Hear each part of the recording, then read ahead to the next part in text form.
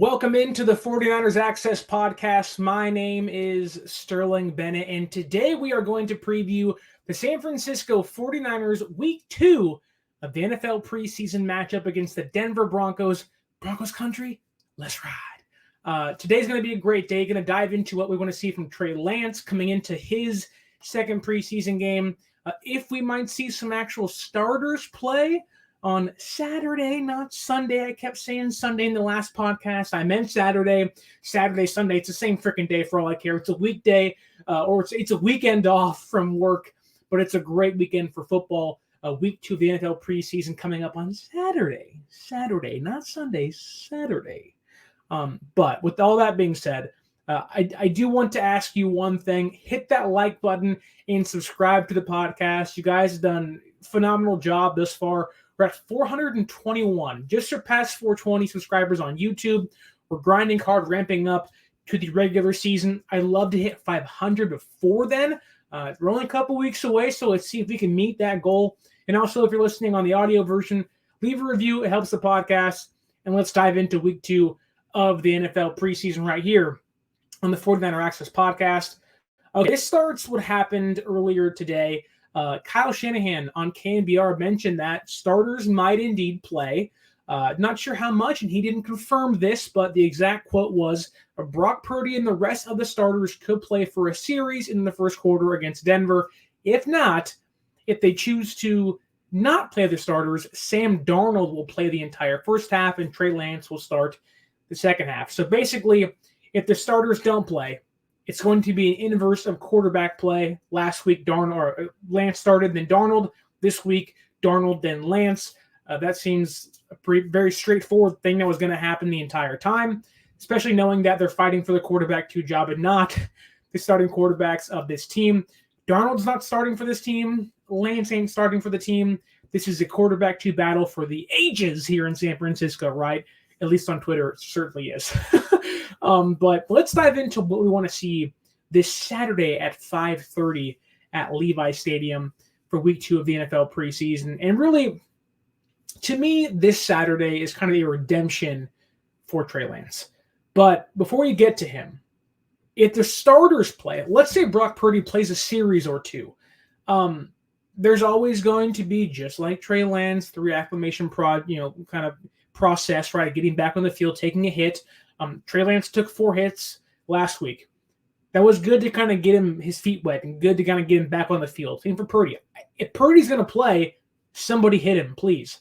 The last thing you want is to go into Week 1 against Pittsburgh and T.J. Watt comes around the corner and then, bam, he's on the ground and, he's like, that's the first hit I've taken since being back. So if he does indeed play, I'm not saying let him get hit, but by all means, take a shot. Like, you might as well get yourself and kind of have that welcome back Brock Purdy moment. But when it comes to passing, for him, and more importantly, really for all the quarterbacks in the room, you have to be able to run the offense efficiently. Purdy showed it last year very easily in 7 to 8 games. But I do want to see, is the effectiveness still there? Like, are we going to see a very raw Brock Purdy when it comes to being back on the field? Because if he is, then you start to have the conversation of, oh, okay, like, we're lenient now, maybe in Week 2 of the preseason, but come Week 3, and he's still raw or still maybe a little inconsistent, do you start to worry of, okay, maybe he's back too soon, maybe he isn't ready yet, and those conversations will indeed arise, whether here on the podcast or within the fan base on Twitter, especially knowing that the fan base is so torn on quarterbacks. And so if Brock Purdy plays, I want to see his timing be right. I want to see, he doesn't have to be the perfect quarterback. None of these guys have to be perfect, maybe outside Trey Lance, knowing his situation over guys like Purdy and Darnold. But if Purdy does play, I want to see him hit a slant right over the middle. I want to see his timing to the outside. I want to see his arm strength on display. I'm not asking for deep shots. That's not what I'm asking for. If he does play on Saturday, what I'm asking for is, get him comfortable again, let him get hit once or twice, let him feel some pressure, let him feel what football feels like again, when someone's trying to come at you, like Trey Lance felt last week against Las Vegas. And so for Purdy, if he does if he does play on Saturday against the relatively good Denver defense, with Sean Payton now at the helm and Russell Wilson at quarterback, I do want to see, get in some quick, easy plays, get in comfortable back in the pocket, some screen stuff, some dump offs, some check down stuff. Let him feel the NFL. Let him feel what it's like to get tackled, get some pressure on him, have the pocket collapse, and make him move around a little bit. You hope it's not in the same vein of that Trey Lance had to go through last week, but if that's the case and the pocket's just awful and the second team offensive line is just so bad, that isn't always a bad thing for a quarterback. Yes, you want the offensive line to hold up. Yes, that can affect how a quarterback plays. We saw it last week early, especially for Trey Lance.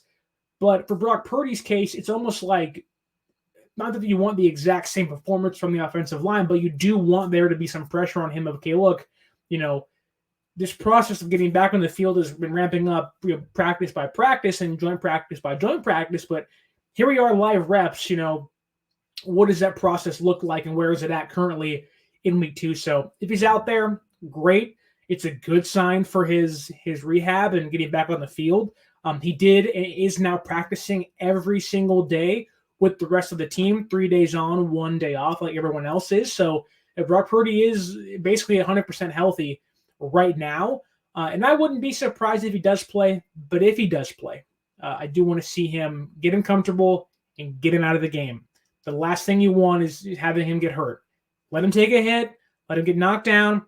Doesn't have to be a sack. Could be like throws the ball, then takes kind of a little bump and gets knocked down. Doesn't have to be like this catastrophic Hassan Reddick from the sideline or, off the tackle coming in and wrecking his arm again. Just take a couple bumps, a couple bruises, a couple easy passes, get in, get out.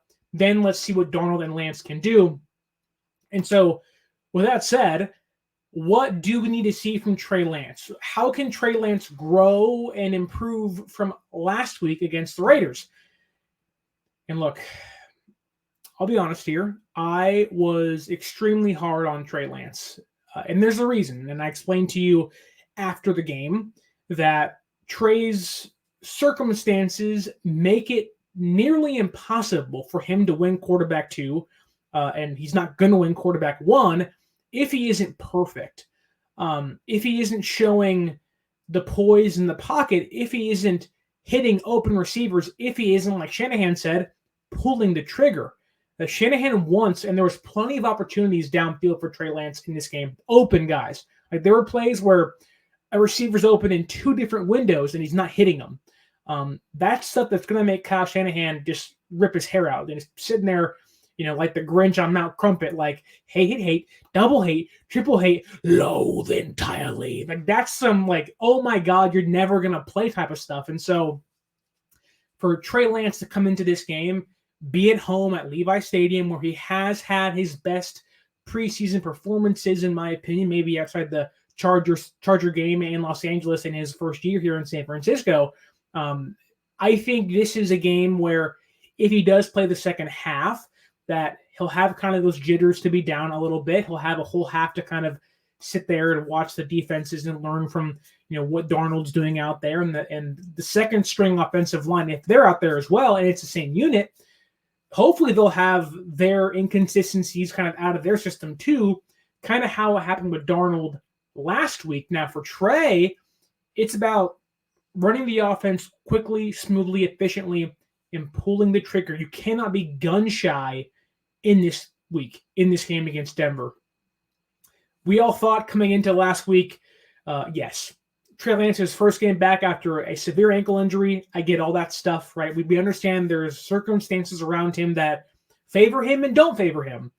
But for Trey this week, that's now done. You are back from the ankle injury. You played 1 game, albeit not a great game. But now it's about when there is an open window, can you hit your player 15 yards downfield? Can you show Kyle Shanahan that, hey, I know where I struggle. I've worked on it for months and months and months. I've shown it in practice. Does that translate onto game day? It didn't last week. It has to this week. If Trey Lance comes out this week and is inconsistent, is gun shy, isn't accurate, and He's throwing the ball right to receivers. He's throwing balls, dangerous throws to receivers in the back of the end zone that are almost picked off and somehow dink and doink for a touchdown to Ross Dwelly. If he's doing that stuff, there's no way he's going to play or at least be named quarterback number 2. There's no way, unless Darnold just craps the bed and has poop in his diaper the entire game, which could happen. I'm not discounting that, but I'm just speaking of Trey here because that's who the fan base seems to be infatuated with. If Trey Lance, what he needs to come out and just own the game. That, okay, if last week was your first game back and you were a little timid, maybe you were seeing things a little too slow and you were going through your progressions too fast, you felt maybe like you couldn't make a pass just yet, for whatever reason, if that's the case, wipe it out of your head, come into Saturday against Denver, you have a cannon for an arm. Take a risk. It's okay to take a risk. Even the play that was almost picked off should have been picked off against the Raiders. Chris Conley back to the end zone, tip, touchdown to Ross Dwelly. Even that play. I like that decision, but it was too late. There is a window where Trey Lance does have Chris Conley open in the back of the end zone, but he's roaming to his left, has to reset his feet, and he can't throw off balance. If he does, the ball's probably not even going to be as close as it was on that play. And so for Trey, if you're going to take a risk, take it. You cannot hesitate. I believe he had the longest average time to throw from all of the quarterbacks on last week against Las Vegas. And if you're having 3 seconds to throw, that is ample time for receivers to get in and out of their cuts and you to hit them in stride wherever they are, whether it's a quick out, an end around, a guy in a crossover, a guy on a bubble screen, whatever it is. You had time last week for the majority of your play, albeit the first 3 drives, maybe not. You had time. I believe John Lynch said this a couple weeks ago, maybe it was last year, you have to make the most of your reps. Don't count how many reps you're getting. Make the most of the reps you are getting. I don't care you're getting 15 total reps. If you're getting 15 reps, you have to make those count. And for Trey, unfortunately, one game is down the tube and was poor. And I think everyone collectively left that game saying, yikes. There's a reason why guys like O'Sullivan, on his YouTube channel are talking about, how poorly Trey's played and, being on the radio and talking about, how inconsistent he's been and how the film, while there are certain things you like that were improved from a year ago or 2 years ago, being the scrambling ability to evade defenders, to, find Willie Snead on a little jump throw while he's running. There are good things, but I think for Trey, it's come in and command the pocket. Again, you can't play timid. No head down, no shoulders down, no slumping. What's the one thing they say when you're playing baseball? I played it for 15 years. If you make a mistake, no palms up of what happened? I don't know. You are to blame. If you make an error, it's your fault. Now, look, that's where Trey has to improve here. If a receiver drops the ball, that's on them. Let other people make mistakes. You need to make your plays. The offensive line plays bad. It's not entirely on you, but go through your progressions. See guys open. There are windows. You can watch the film from Kyle Posey, Niners Nation, does great stuff over there. JT O'Sullivan.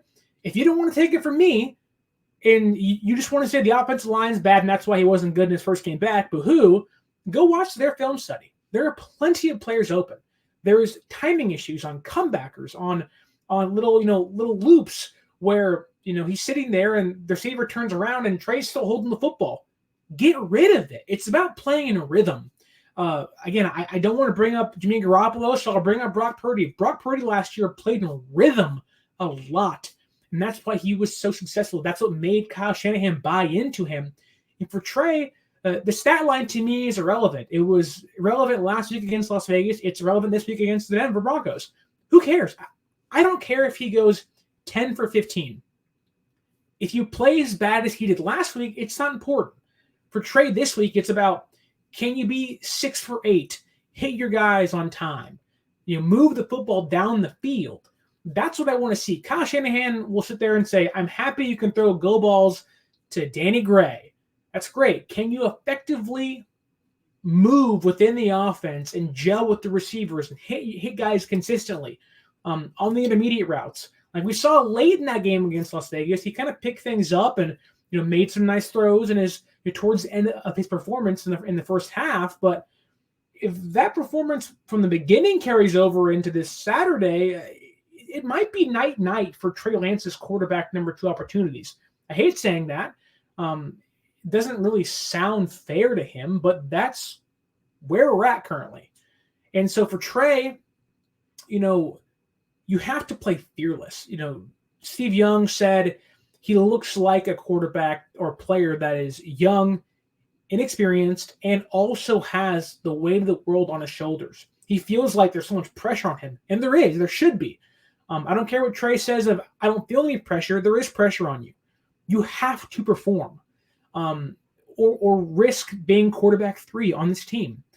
And so for Trey, come in, be confident. I want to see that I'm a 3rd overall pick.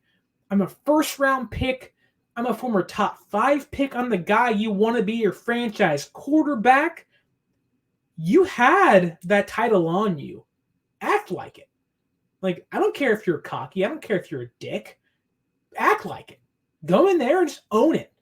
Like, a thing with myself is I'm not a very confident person. It's much easier for me to talk to myself through the microphone or through a YouTube video. But to put myself out there, to even have a conversation with somebody else in live person or through the internet is hard for me. I get nervous. I get scared. I start to quiver. Oh, hi. But when I'm in my element, when I'm hosting a radio show, when I'm talking with you right now, this is the most confident I ever feel because it's me and you talking San Francisco 49ers football. This is my element I'm in. For Trey Lance, your element has to be quarterback. Feel that. Own that moment. Don't come in timid or, if I mess up, my job's gone. You can make a mistake and you're going to be fine. You're not fighting for quarterback 1. You're fighting for quarterback 2. Darnold's going to make mistakes. Almost made one last week. He was 1 for 7 today at practice. Trey was 3 for 3. Like, take what you do in practice, which has been really good, and just own that. Like, you are Trey freaking Lance. What does that mean? I don't know. But I can tell you what it should mean. Former 1st-round pick. Former 3rd overall pick. Picked higher than Justin Fields and Mac Jones and Micah freaking Parsons and Jamar Chase and Rashawn Slater. Own that. You have so much to prove and so much to gain from this being yourself. Come out there on Saturday against against Denver,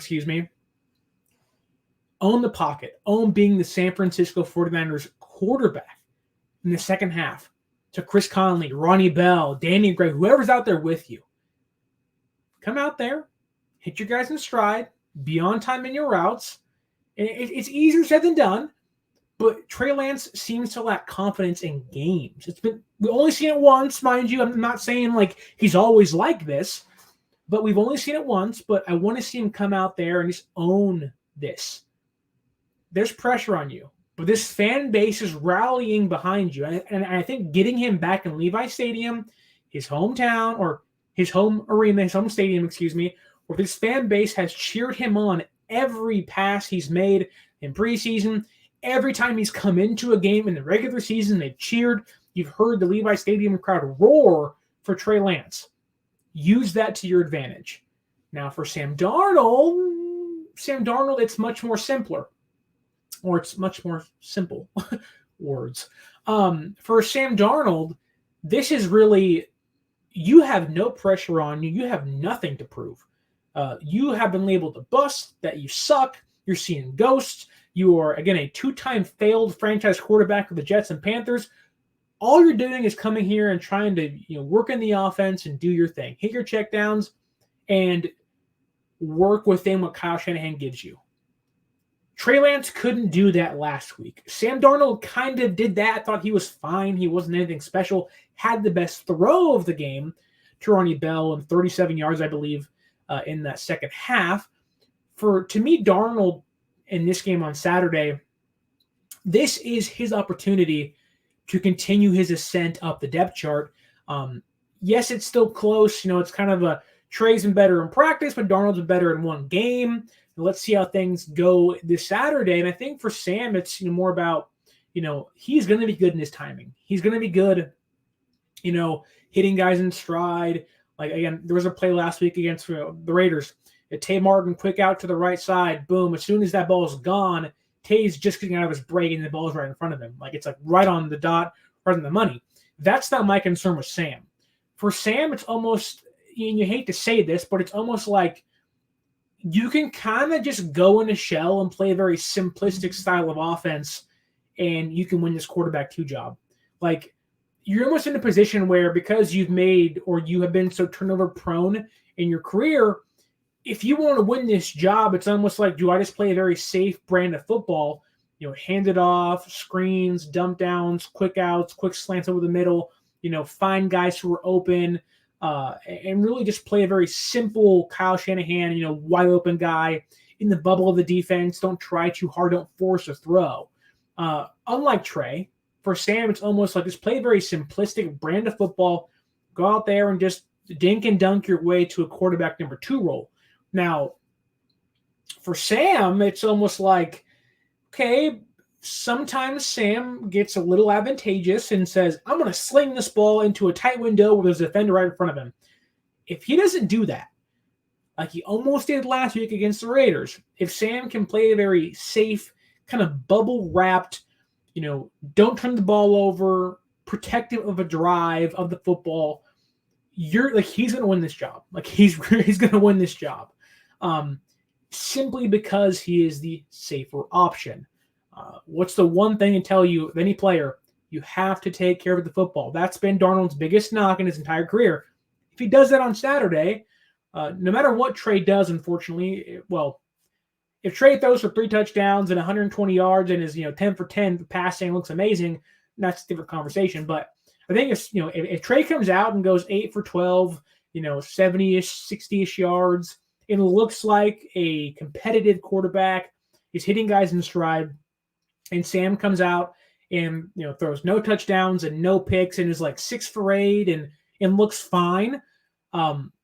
It's almost like, where do they average out? Where Trey's was been down here, but now he's up here, where Sam's just kind of in the middle, like, yeah, I'm just riding along, man.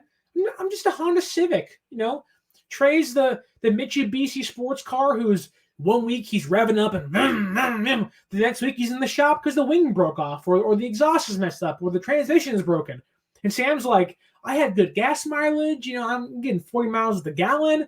I haven't broke down once. I'm all reliable. I'm good old safety mister, no turnover, 6 for 8, no big deal. I'm Kyle Shanahan's best friend type of quarterback. And if he can do that, then I think that's what I want to see from Sam, because that's what can make Kyle Shanahan buy into him.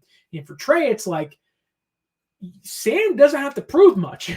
For Trey, it's like you get to go out there and prove yourself, but be confident, move the football. Like, these guys can do it. I believe in Trey Lance. I think against Denver, and for the love of God, I hope, unlike Las Vegas, I hope Denver isn't game planning for this outing on Saturday at Levi Stadium. If they are, I don't know what to say, because it was abundantly clear Las Vegas looked like they wanted to win that game on Saturday last week, and Kyle Shanahan, or Sunday last week, and Kyle Shanahan was just like, I'm just trying to make guys complete passes and they call generic running plays and hope my offensive line holds up. And so I hope Sean Payton isn't sitting there being like, we're going to go out there, we're going to kick their butt. And Kyle Shanahan's like, I haven't even put the offense together yet. I'm just out here being like, but, Brock Purdy, Deebo Samuel, but like, I'm hoping Denver doesn't come out trying to kill, 49ers offense on Saturday, like the Las Vegas was last week. Moving on from quarterbacks to running backs, Ty Davis-Price, this is a given. I think he's been the best running back in camp and practice and even preseason, besides Christian McCaffrey. With Elijah Mitchell still being hurt, still hasn't practiced at all this week, I believe. This is his opportunity. Come out there. I thought TDP looked really good last week. I didn't even mention him that much because there was so much quarterback talk to get to. But I think TDP looked really good. At a certain point during the game, he had 5 yards per carry until late when things got bogged down, and it was Brandon Allen and Sam Darnold in there, and drives were ending immediately. So for TDP, it's like, look, follow your blocks. Come out there and hit your holes. Sounds weird saying that, but for TDP, it's like the one thing you're trying to prove is that in relief of Christian McCaffrey, can you be this breath of fresh air, this kind of jump start to the offense, explosive maybe for 6 runs a game.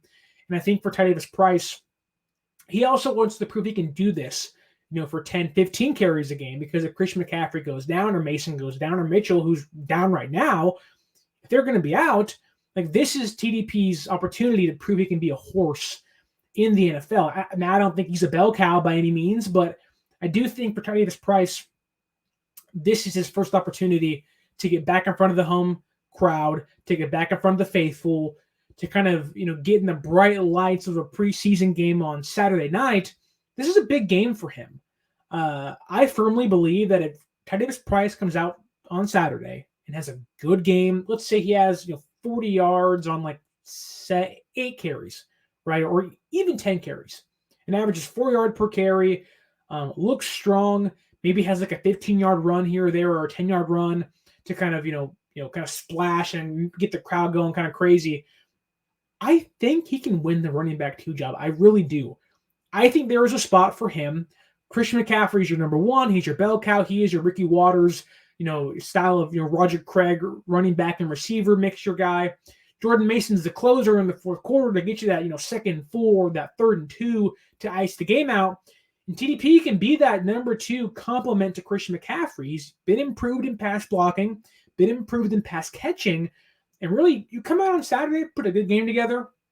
We're talking about TDP being RB2 on this team going forward into week 3 of the preseason. 2 of the receivers I want to mention, I think Danny Gray's back this week, finally. I don't know who he'll play with. I'm sure to many Trey Lance fans that they're hoping and praying it's a go ball to Danny Gray on Saturday.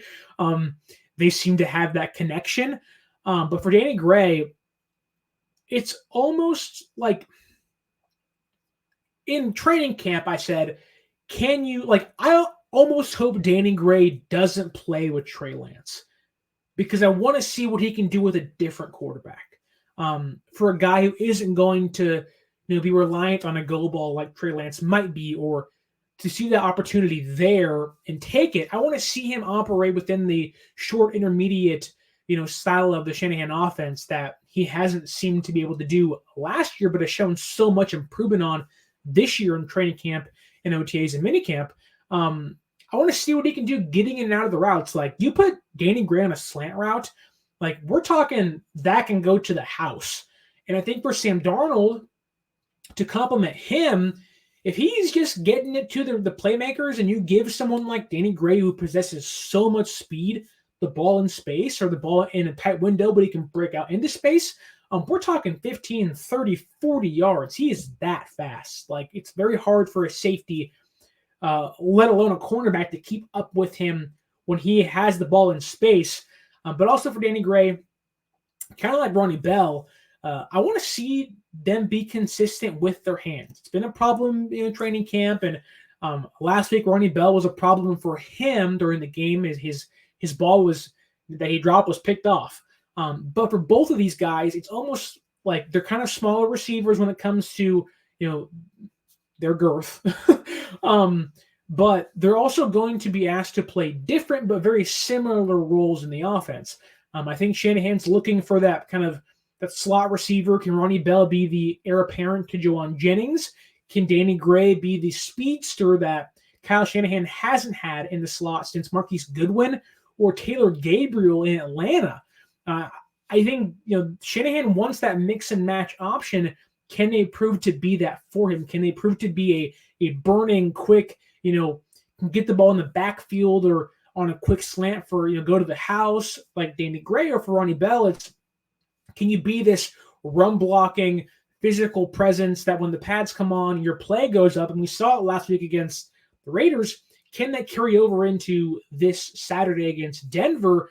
Also for Ronnie Bell, and maybe even Danny Gray as well here, is that the kick return game.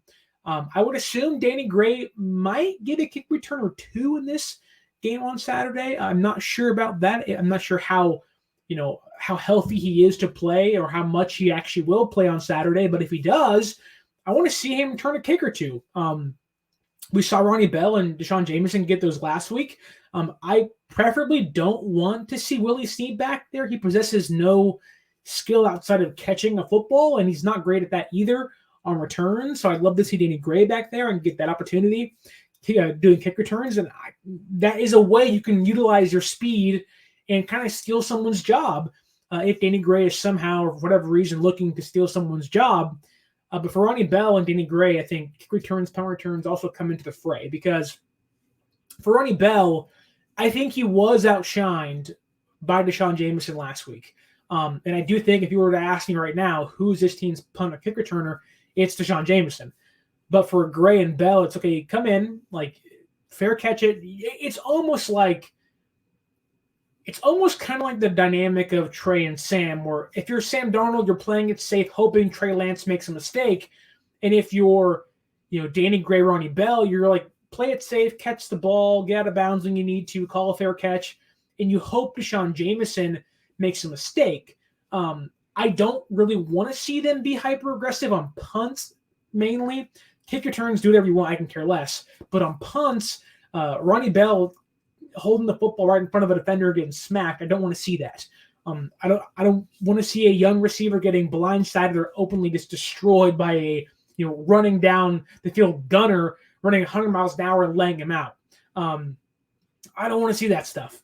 I'd rather you be a healthy receiver than a healthy kick returner or punt returner.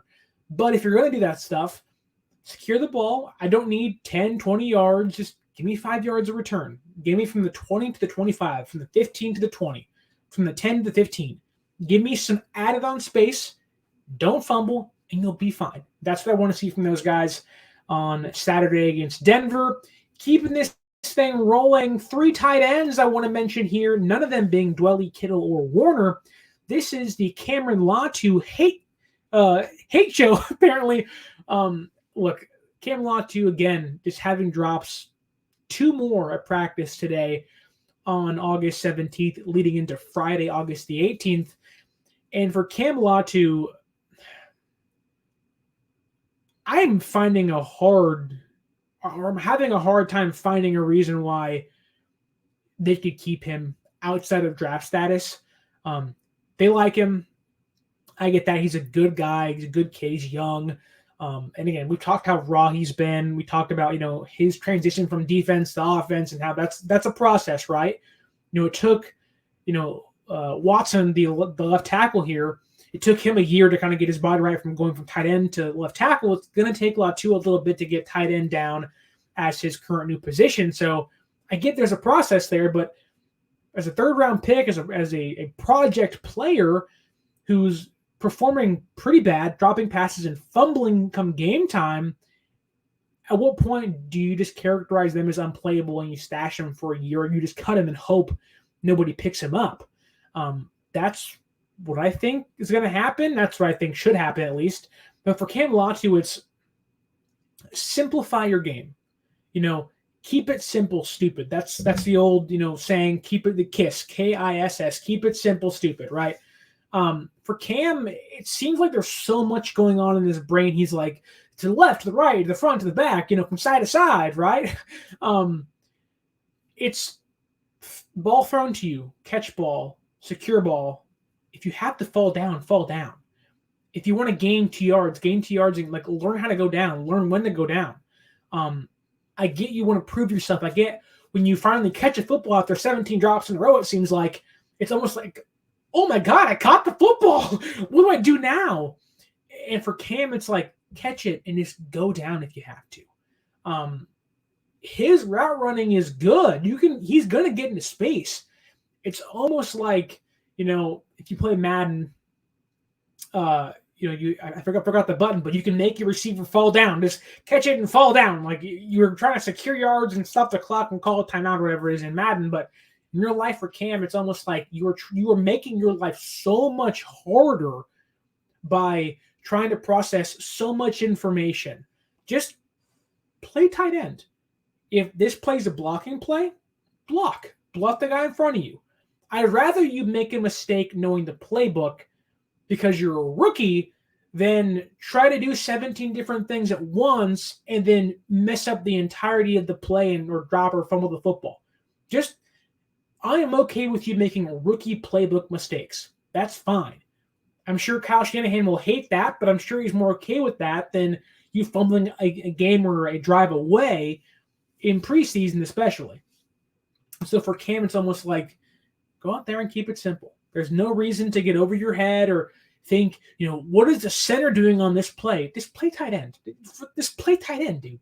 Like, it's hard, I get that, but just be, and I hate to say this, but be like Braden Willis, who you can tell he's more experienced there. It's abundantly clear he's actually played tight end for over a year coming out of Oklahoma.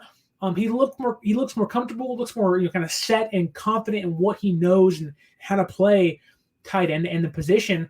And for Braden Willis, it's almost like this tight end number 2 job's up for grabs right now. And I think, how can you be the inline blocker? He was good last week, I think, against Las Vegas. Didn't shine too much, but you can instantly tell there was a difference from Cam Latu to Braden Willis.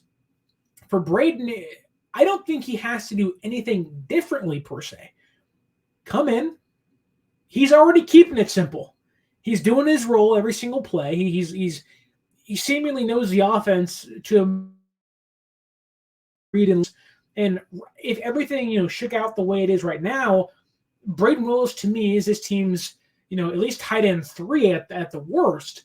I think Braden Willis, the way he's played, being a blocker, kind of getting open in space, actually catching footballs, and being in the backfield somewhat as a pass blocker, or back there with the running back being the fullback on certain plays. I truly think Braden Willis has etched himself a role in the offense, and would be really surprised if he gets cut or traded or dropped in some way or some fashion.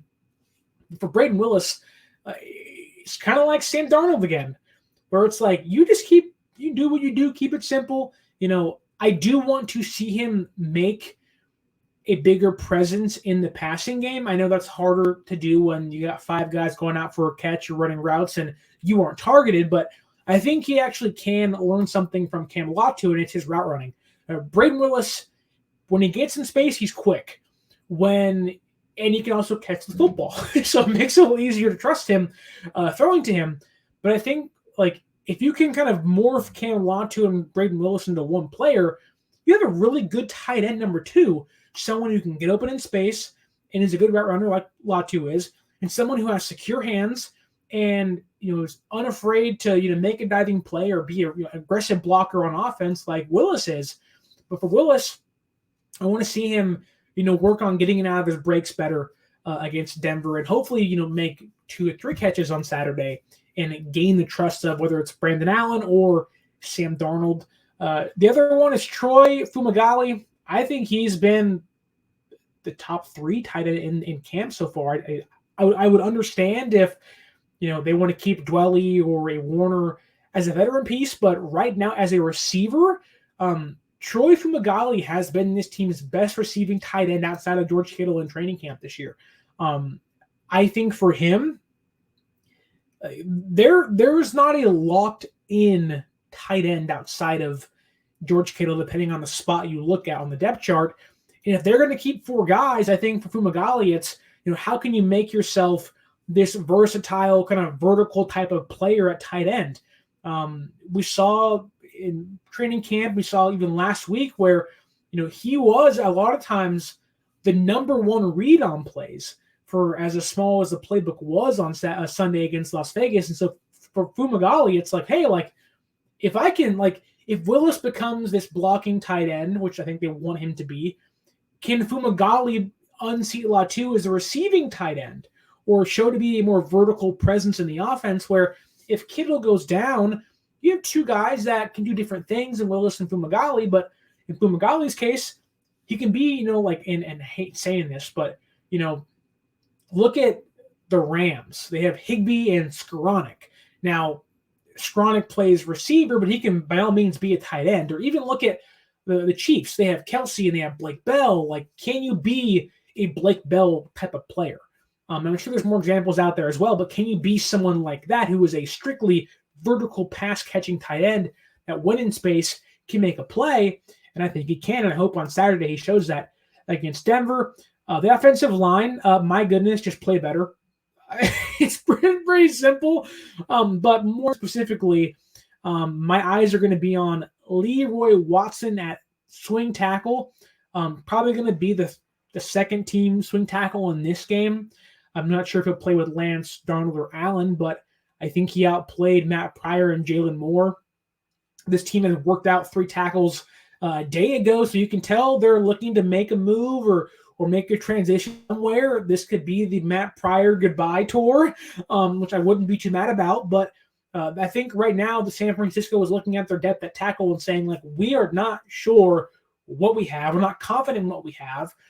We may have to find somebody else. And I think for Watson, coming off a strong performance against the Raiders, it's can you build upon that? Can you make them trust you to be this backup swing tackle? Because if you can, like, this job's wide open. Jalen Moore hasn't done nearly enough to prove himself. Matt Pryor sucks, and no one else has stepped up. And so for him and Watson, it's like, look, I'm young, I'm unproven, but I have so much potential in me that I can be a backup swing tackle after 1 year of converting from tight end. His body's right, his makeup's right. There still is some technique issues. I think he's too slow with his feet sometimes and too fast with his hands sometimes, kind of over-aggressive with his blocks where you want to sit back and be patient. But I think for a young player like Watson, this is an opportunity. Get in there and you put 2 games together in a row that are good on tape and good in pass blocking. That'll make Kyle Shanahan, make Chris Forrester say, he may have something here. 3 other guys, one of them is more of a question, is that are they going to screw with the center position again this week? Because last week they put John Feliciano playing center to start, which he hadn't done much in camp, when Keith Ismail has been playing backup center. So I'm not sure if that's going to happen again. That's more of a question for me. If they're shuffling the offensive line again, why is my question. But the other part of it is, like, where does that put Keith Ismail? Because I know they're looking for you have to have at least 2 or 3 centers in preseason to make this thing work, and Brendel's not going to play, so someone has to move over to that position. I'd rather see Nick Zakelj there because he was atrocious against the guard or playing guard against Las Vegas. I think for Nick Zakelj, his stock's in the freaking crapper.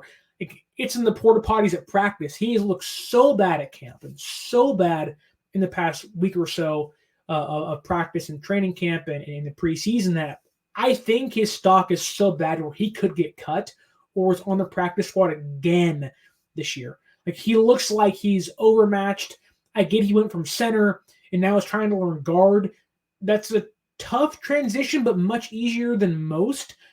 Usually interior offensive line is much easier than going from outside to inside. And so for him to be poor in pass blocking, poor in run blocking, I think his stock's at an all-time low. But if someone is going to step up, I do think it's Ilm Manning. He's kind of caught the undrafted free agent gem status right now after one preseason game. He looked really strong. Many fans have been talking about him playing swing tackle. His arms are way too short. I think he's better fitted to play guard. But even right now, if Nick Zakelj is going to get cut or isn't that good, and Jason Poe continues to struggle on some of his reps, Ilm Manning, I think, can find a spot on this team. You put together a stretch of games. You stack your practices. You stack days. You're going to find yourself in the good favor of Chris Forrester and Kyle Shanahan. And for an offensive lineman like Ilm Manning, who should have been drafted, who I think deserved to be picked in this draft, when you put the UDFA next to someone's name, it almost kind of writes them off entirely from a kind of preconceived notion of that title. But for Ilm Manning to put the game he put on tape against the Raiders, he proved something. He can at least play against second-team defenses. And I think if you're going to need a backup guy, why not have someone that, one, should have been drafted, and two, has probably put the best game on tape of every single offensive lineman that played last week. Like, trust him a little more this week. I kind of hope he is or becomes this UDFA gem, but also I hope that, they tell him you are playing guard, and I hope another young guy can kind of rise to the top and kind of, find his way onto the roster. Because right now we talk so much, this offensive line has no depth. It's John Feliciano and then everybody else. And some guys they kind of pick to be the backups aren't playing very well. And we're seeing the Il Manning step up. We're seeing the Keith Ishmaels step up. We're seeing guys who, weren't supposed to make the team showed themselves to be versatile in running and pass blocking, but also find themselves playing guard and tackle and center, positions this team really, really needs right now. So Nick Zakelj, not very excited, but Watson and Ishmael and Manning, keep your eyes on those three offensive linemen on Saturday against Denver. Moving to the defense, talking no defensive ends this week.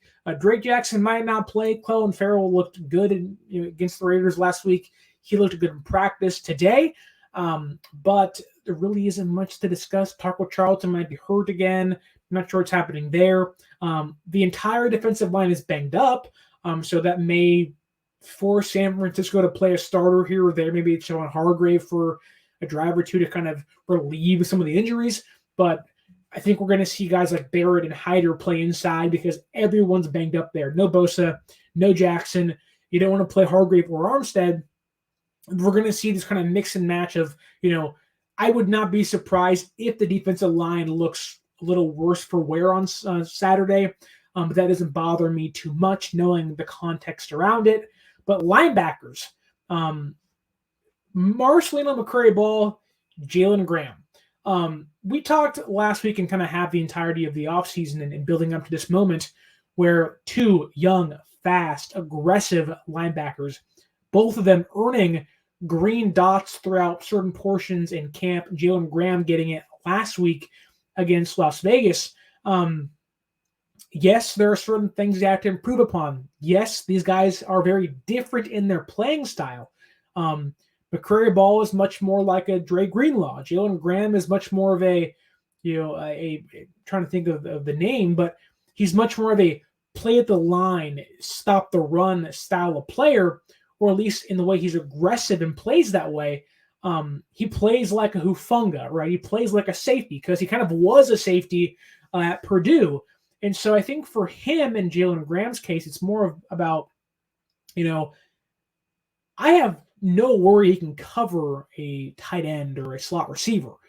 My concern is sometimes he gets lost trying to make a play on a run. Sometimes you see him, running and sprinting to get to a play, but then finds himself getting blocked or getting blocked into or kind of lost in the shuffle of the defense and offensive line. I want to see him make more concise and direct routes to the football. Fred Warner is so great because he's patient but aggressive at the same time. I want to see Jalen Graham improve in that area. Then for McCrary-Ball, it's almost like you kind of already have a job here. It's just more so of, with Oren Burks hurt, might miss, week 1 or week 2 of the NFL regular season. This is your chance to become that true number 3 linebacker on the field. And that goes for D. Winters and Graham as well. And even Demetrius Flanagan-Fowles. There's a linebacker spot open for at least a week or two. What are you going to do to prove that? And for D. Winters, I think he's kind of on the outs, not as being cut, but someone you stash for a year. All these guys are fast. All these guys want to hunt. And McCrary-Ball and Jalen Graham, I think, have the edge in the area right now. But this is on Saturday against Denver, DFF and McCrary-Ball. This is their chance to say, I can replace Oren Burks if he's going to be out throughout the entirety or at least 1 or 2 weeks of the season. In the secondary, we have the nickel position. And that's mainly what this topic is about, because we know Henry Thomas had a great game against the Raiders last week, especially later, kind of cleaned his coverage up. Samuel Womack was okay. It wasn't great, but it was okay. we're going to see them kind of continue to adapt to the new defense they're in and, playing off of receivers a lot more.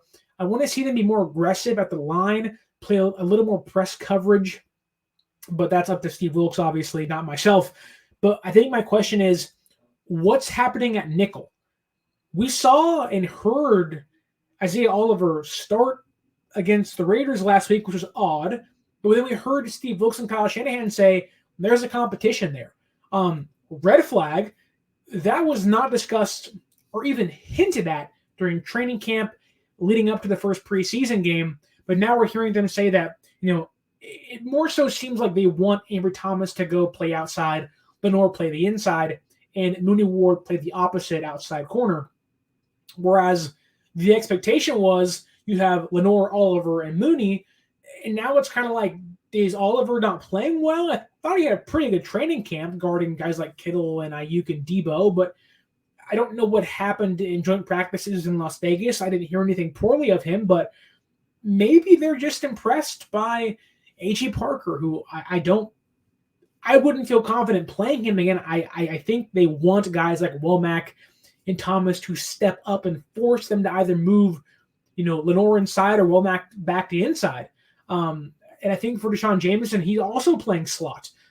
These are a bunch of guys who didn't play the nickel at all throughout the entirety of training camp. Now kind of finding their place back in that position to kind of, or maybe steal Oliver's job. One, that's concerning, but also two, if they can play and put together a good performance on Saturday against Denver, either outside or in the slot, Lenoir shouldn't play, Mooney Ward shouldn't play, but at a certain point, San Francisco might have to kind of recalibrate how they view their secondary and their cornerbacks, because if it goes poorly again for Oliver on Saturday, who I think should start again, and let's be fair here, that was his first game in the defense. Like, if everyone gets talked down to, Oliver's in that role too, but also you have to kind of give somebody the entire defense an excuse of, you have a new defensive coordinator.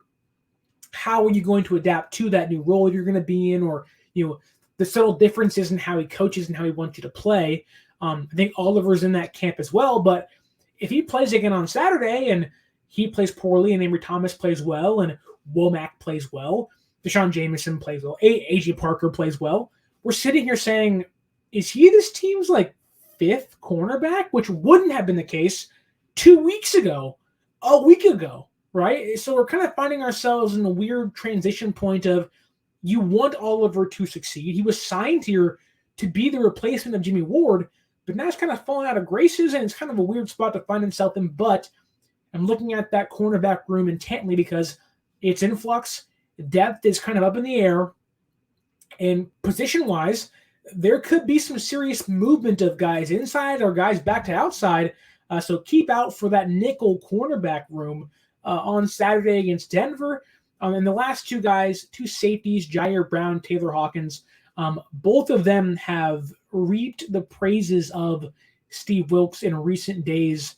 And Taylor Hawkins, who is now finding himself playing more free safety when Deshaun Gibson does not practice. I think that's a good sign for him. I don't want to carry Miles Hartfeld on the team. I prefer, and this is probably more because George Odom is hurt. Like, San Francisco has found themselves in positions where there are veteran players expected to make the team that are hurt currently and could miss, a week or two of the actual season. And so for young players like Hawkins and Ji'Ayir Brown, it's, are you going to step up and, let San Francisco know they can trust you? And I think for Hawkins, for someone who, doesn't really have a spot on the roster currently, who I think they should carry on the practice squad at least, I think for him, he's only played strong safety in training camp or in practice. If he's playing free safety now, which I think fits him more, how do you adapt to that? I would rather have Ji'Ayir Brown play strong safety as a backup than free safety. I get why he's playing free safety. And look, it's a name of a title. It doesn't exactly, it doesn't really direct what you're going to do every single play. Your role changes every single play. It's only a title, right? But for Hawkins, I think he fits that mold of a blitzing free safety more than, this bruising strong safety they have in Hufanga and Brown. So I also want to see how those two guys play next to each other. They're young, they're fast, they're aggressive. For Ji'Ayir Brown, again, those instincts were on display. But for him, I want to see him play better in coverage. That's kind of been my knock on him. He's a little slow. He plays fast, but he's slow. And we saw last week that Las Vegas was not afraid to throw over this Niners defense. Big plays haven't changed in one game from last year, right? I think this week against Denver, who I don't believe has an explosive offense at all, really. Their receivers probably aren't going to play. If their starters do play, I doubt they push the ball pretty far. But if they do, I want to see Ji'Ayir Brown step up and kind of make it a point to say, hey, look, you're not beating the defense over the top. And I think if he can do that, and kind of show the improvement of, hey, it happened like 3 times last week. How can I step up and make sure it doesn't happen? You're going to see him gain more momentum or gain more trust when and being paired with Hufanga, because Hufanga's issue is over the top. He's going to blitz. There is going to be plays open over the top. How can you limit them in his defense? And if Brown or even Hawkins can show they can be that stopper, it's going to catch the eye of Kyle Shanahan, Steve Wilks, and make them say, like we may have something here in these 2 young safeties. Niners, Broncos, this Saturday, Levi Stadium. Thank you for listening. Thank you for watching the podcast on YouTube. Don't forget to like, share, subscribe, leave that review. Follow us on social media as well. If you want to know who's starting on Saturday, or you want to know, who's out and not going to play, you're going to find those things on our social media accounts: Twitter, 49ers_access, Instagram, 49ers.access. Constant updates, constant Niner talk 24/7 all day long on those 2 social media accounts. Also, if you want to go to a game this year, use our promo code 49ersaccess and save yourself $20 off your first purchase. Also, buy some merch at fanatics.com up above at the link or down below in the description and save yourself some money while also supporting the show. In the meantime, again, thank you for watching. Thank you for listening. It's late. It's 10 o'clock on August 17th. Coming out this podcast tomorrow. Hope you enjoyed it. Those are the players to watch for Niners and Broncos on Saturday. You can catch me on 95.7 The Game before the game and after the game. Tune in, listen, call into the show, 888-957-9570, and come enjoy some Niners talk with yours truly, Sterling Bennett. This has been the 49er Access Podcast, and until next time, enjoy Saturday and stay faithful.